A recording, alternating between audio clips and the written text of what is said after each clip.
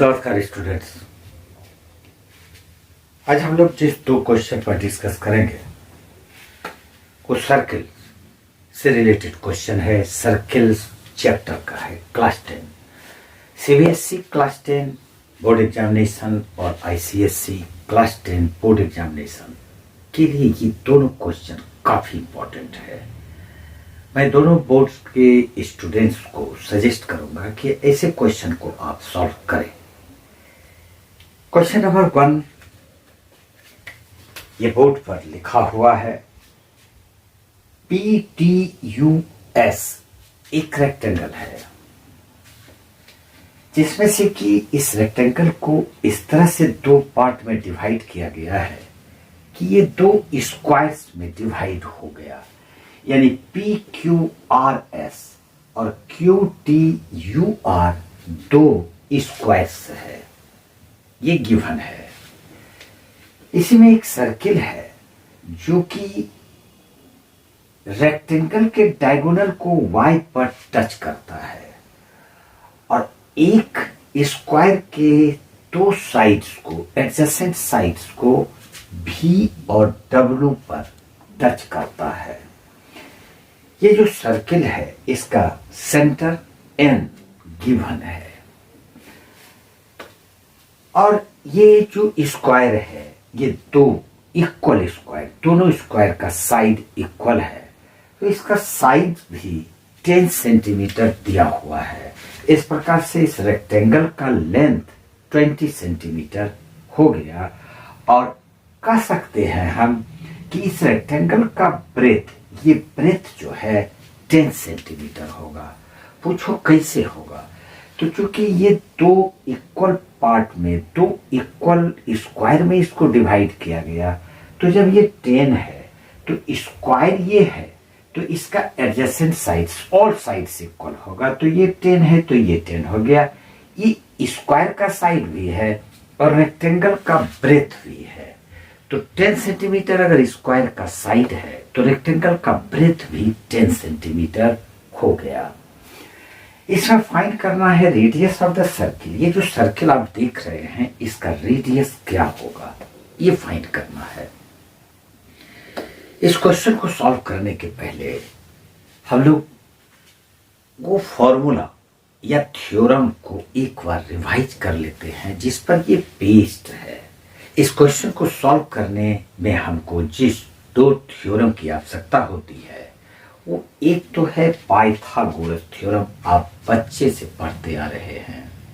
Pythagoras theorem किसी भी right angle triangle में हाइपोटेन्यूज का स्क्वायर, परपेंडिकुलर के स्क्वायर और बेस के स्क्वायर का सम होता है। ये तो पाइथागोरस थ्योरम है। सर्किल में एक थ्योरम आपने पढ़ा है कि किसी भी एक्सटर्नल पॉइंट से जो दो टेंजेंट्स खींचे जाते हैं वो इक्वल होते हैं। हम लोग इस क्वेश्चन में इसी दोनों थ्योरम का यूज करेंगे, इसलिए मैंने इसको रिवाइज कराना उचित समझा। अब चलते हैं हम लोग इसके सॉल्यूशन में। देखिए इसका सॉल्यूशन किस तरह से निकलता है। सबसे पहले तो हम लोग W और N को ज्वाइन कर देते हैं। क्योंकि ये RU इस सर्किल का टेंजेंट है और ये NW उस पर रेडियस है, तो ये परपेंडिकुलर होगा। ये एक थ्योरम था।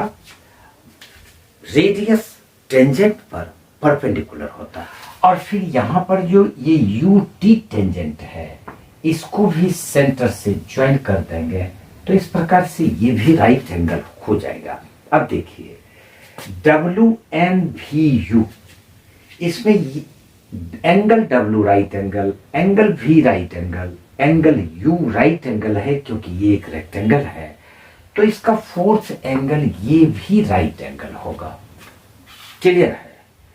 अब WN इसका रेडियस है और NV इसका रेडियस है, तो अगर किसी भी रेक्टेंगल का ये छोटा वाला एक रेक्टेंगल तो बन गया क्योंकि इसके सारे एंगल्स 90 डिग्री हैं, तो ये रेक्टेंगल है। लेकिन अगर किसी रेक्टेंगल का एडजेसेंट साइड्स इक्वल हो जाए तो वो स्क्वायर हो जाता है। तो इस प्रकार से हम कह सकते हैं WNVU इज ए स्क्वायर। यहां तक में कोई दिक्कत नहीं हुई होगी आपको। अब मान लेते हैं कि इसका जो रेडियस है ये WN या N भी, किसी को भी, तो ये जो रेडियस है इसको हम लोग x सेंटीमीटर मान लेते हैं। चूंकि ये सेंटीमीटर में है तो उसका रेडियस हम लोग x सेंटीमीटर मान लेते हैं। Let radius is equal to x centimetre. अब जब रेडियस को x सेंटीमीटर मान लिया तो ये तो x हो गया, ये भी x हो गया, ठीक। अब ut तो 10 सेंटीमीटर दिया हुआ है, uv भी x हो जाएगा, तो ये भी x हो गया। तो vt कितना होगा? vt हो जाएगा vt is equal to ut में uv को सब्ट्रैक्ट कर देंगे, यानी ut माइनस uv। अगर इसको सब्ट्रैक्ट कर दिए तो ये हमारा vt, ये वाला पार्ट निकल जाता है। अब ut is equal to 10 centimetre, ये यहां से यहां तक 10 है, क्योंकि ये स्क्वायर का साइड 10 है तो ये भी 10 हो गया, माइनस uv x, क्योंकि ये स्क्वायर है तो अगर ये x है तो ये x है तो ये भी x ही होगा। तो यहां पर ये 10 माइनस x सेंटीमीटर निकल जाता है। अब t एक्सटर्नल पॉइंट है और यहां से t भी और ty दो टेंजेंट है, तो टेंजेंट के थ्योरम के मुताबिक हम कह सकते हैं tv is equal to ty।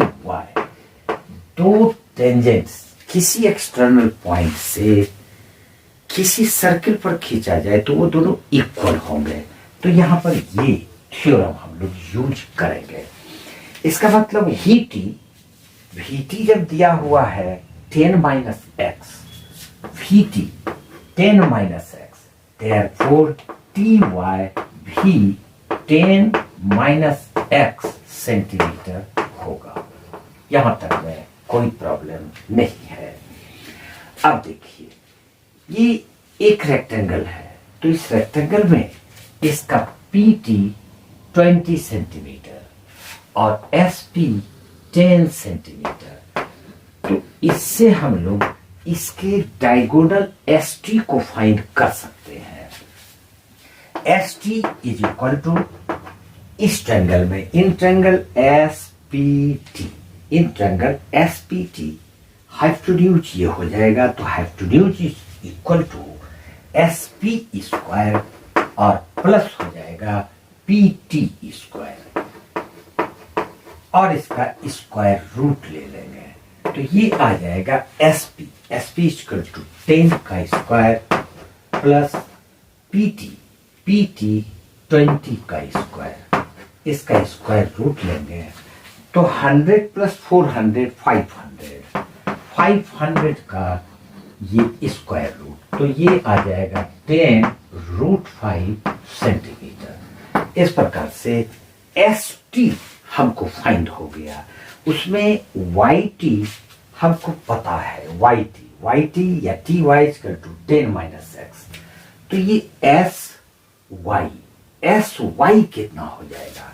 हम कह सकते हैं sy is equal to sy ये डिस्टेंस है, st में yt को सब्ट्रैक्ट कर देंगे, तो st माइनस yt और st हम लोग अभी तुरंत फाइंड किए हैं 10√5 माइनस yt का वैल्यू हम लोग 10 माइनस x, तो 10 माइनस x ब्रैकेट में है, जब इसके पहले माइनस है तो इसका साइन चेंज हो जाएगा, -10 और ये माइनस माइनस प्लस x, ये वैल्यू हमको फाइंड हो जाता है sy का। एक बात अब ध्यान से देखिए, ये एक एक्सटर्नल पॉइंट है s और ये सर्किल पर इस एक्सटर्नल पॉइंट से दो टेंजेंट है sy और sw, तो ये दोनों भी इक्वल होगा, लेकिन sw कितना होगा? sw हो जाएगा sr प्लस आर डब्ल्यू, और एस आर 10 सेंटीमीटर है, इसको हम 10 लिखेंगे। और आर डब्ल्यू क्या हो सकता है, क्या आप बता सकते हैं? 10 में, यानी इस 10 में x माइनस कर देंगे तो 10 माइनस एक्स, यानी ये वैल्यू आ जाता है 10 minus x. R W equal to 10 minus x, S R equal to 10, therefore S W is equal to 10 plus 10 minus x, 10 plus 10 minus x is equal to 20 minus x centimetre हो जाएगा। अब S W और S Y दो tangents है, तो since S W is equal to S Y, S W की जगह पे हम लोग ये वैल्यू रखेंगे 20 minus x is equal to S Y की जगह पे वैल्यू रखेंगे 10 root 5 minus 10 plus x, 10 root 5 minus 10 plus x. ये माइनस एक्स इस साइड जाके 2x हो जाएगा, तो हम लोग इसको लिखते हैं 2x इज इक्वल टू, और ये दोनों पार्ट इस साइड आके साइन चेंज हो जाएगा, ये माइनस 10 इस साइड आके प्लस होके 30 हो जाएगा, 30 और माइनस ये 10 रूट 5 इस साइड आके माइनस, तो 10 root 5, therefore x is equal to, जब 2 से इस दोनों को डिवाइड करेंगे तो 13 15 बन जाएगा, 15 माइनस 10 रूट 5 को 2 से डिवाइड करेंगे तो 5 रूट 5, 5 रूट 5 ये सेंटीमीटर में होगा, और यही इसका रेडियस होगा, यानी इस सर्कल का radius is equal to x हम लोग माने थे, ये आ गया 15 माइनस 5 रूट 5 सेंटीमीटर, यही इसका आंसर है। दूसरा क्वेश्चन, सेकंड क्वेश्चन, जो कि सर्कल पर ही बेस्ड क्वेश्चन है, काफी अच्छा क्वेश्चन है, चलते हैं उसके सॉल्यूशन में। अब क्वेश्चन नंबर 2 भी सेम क्वेश्चन है, इसमें भी हम लोग उसी दोनों थ्योरम का इस्तेमाल करेंगे। Let me first explain the question. ये दो सेमी सर्कल्स है, जिसका कि सेंटर M और N है, एक छोटा वाला सेमी सर्किल है और एक बड़ा है। छोटा वाला जो सेमी सर्किल है उसका रेडियस 9 दिया हुआ है, और बड़े वाले सेमी सर्किल का रेडियस 16 सेंटीमीटर गिवन है। यहां पर हम देख रहे हैं कि PQ एक कॉमन टेंजेंट है, एक ऐसा टेंजेंट जो दो सर्किल्स का टेंजेंट हो, हम उसको कॉमन टेंजेंट बोलेंगे। तो यहां पर PQ एक कॉमन टेंजेंट है, PQ कॉमन टेंजेंट का लेंथ हमको फाइंड करना है, यही आपका क्वेश्चन है। इसमें भी हम लोग किसी एक्सटर्नल पॉइंट से किसी सर्किल पर जो दो टेंजेंट्स खींचे जाते हैं वो इक्वल होते हैं, एक थ्योरम तो ये इस्तेमाल करेंगे, और दूसरा पाइथागोरस थ्योरम का इस्तेमाल करेंगे। ये दोनों थ्योरम इस क्वेश्चन में भी यूज होगा। ICSE वाले और CBSE वाले के लिए बहुत ही इंपॉर्टेंट क्वेश्चन है। अब इसके सॉल्यूशन को चलते हैं। सबसे पहले ये राइट एंगल है, angle P right angle, angle Q right angle, क्योंकि ये रेडियस MP रेडियस टेंजेंट पर परपेंडिकुलर होगा, और NQ रेडियस टेंजेंट पर परपेंडिकुलर होगा, क्योंकि दोनों परपेंडिकुलर है। अब एक लाइन हम लोग यहां से खींच लेते हैं जो कि इस पर परपेंडिकुलर हो। अब इस पॉइंट का नाम हम लोग R दे देते हैं। मान लेते हैं ये पॉइंट जो परपेंडिकुलर M से ड्रॉ किया गया है QN पर, वो पॉइंट R है। ये राइट एंगल और ये भी 90 डिग्री ही कंस्ट्रक्ट किया, तो इसका मतलब ये एंगल भी राइट एंगल हो जाएगा, एंगल PMR राइट एंगल हो जाएगा। इस प्रकार से ये एक रेक्टेंगल बन गया। PMRQ is a rectangle. अब अगर ये रेक्टेंगल बन गया तो रेक्टेंगल का ये ऑपोजिट साइड MR और ये ऑपोजिट साइड PQ, ये दोनों इक्वल हो जाएगा। तो हमको PQ फाइंड करना है। अगर हम लोग MR फाइंड कर लेते हैं तो PQ का वैल्यू निकल गया।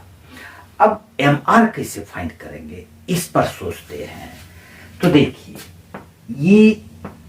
ये जो पॉइंट है, इस पॉइंट का नाम कुछ दे देते हैं, T दे देते हैं। MT तो छोटे वाले सेमी सर्कल का रेडियस है, तो ये 9 हो जाएगा। हम कर सकते हैं MT is equal to 9 cm। फिर TN बड़े वाले सेमी सर्कल का रेडियस है, तो हम बोल सकते हैं TN is equal to 16 centimetre. ये गिवन ही है। तो MN कितना हो जाएगा? MN is equal to MT plus TN। अगर MT और TN को ऐड कर देंगे तो ये MN फाइंड होगा। तो MT is equal to 9 cm और प्लस 16 cm, तो ये 25 cm आ जाता है। इसका मतलब ये जो MN है ये 25 है। ठीक, अब देखिए PMRQ एक रेक्टेंगल है, तो रेक्टेंगल का ऑपोजिट साइड्स भी तो इक्वल होगा। तो ये MP तो छोटे वाले सेमी सर्कल का रेडियस है जिसका वैल्यू 9 दिया हुआ है, तो इसका मतलब ये QR भी 9 cm हो जाएगा। फिर RN कितना होगा? RN को हम लोग निकाल सकते हैं। अगर QN में QR सब्ट्रैक्ट कर दें तो RN equal to QN minus QR, और QN बड़े वाले सेमी सर्कल का रेडियस है 16 cm गिवन है, माइनस QR छोटे वाले सेमी सर्कल का रेडियस है जो कि 9 सेंटीमीटर है, तो ये 9 cm लिख देते हैं और ये 7 सेंटीमीटर हो जाता है। अब हम लोग MNR, ये एक राइट एंगल ट्रायंगल है, ये राइट एंगल होगा, तो in right angle triangle MRN,